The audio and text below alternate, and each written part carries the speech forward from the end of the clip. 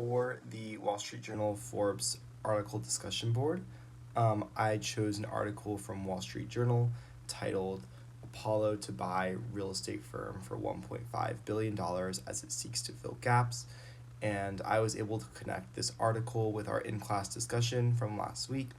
on mergers and acquisition accounting, as the article describes how Apollo, which is a real estate investment firm based out of Salt Lake City, Utah, is planning on acquiring Bridge Investment Group for $1.5 billion. As I was reading the article, I was able to connect the rationale for their acquiring of Bridge Investment Group to concepts we talked about in class as to why a company might choose to grow via acquisition as opposed to organically, as the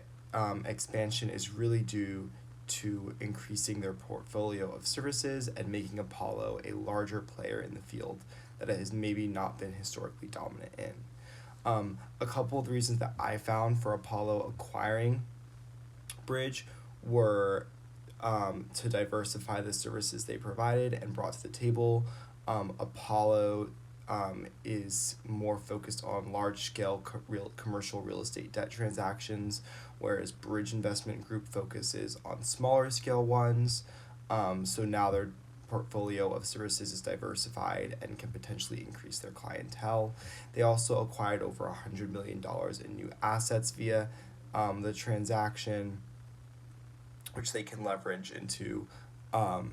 creating a bigger market for their customer base. And also a synergy could be created between the two groups since both of them have different expertises in something else, but could be brought together to make the company more profitable, more successful, and grow more over the coming years in either way. But overall, I was able to take note of this reasoning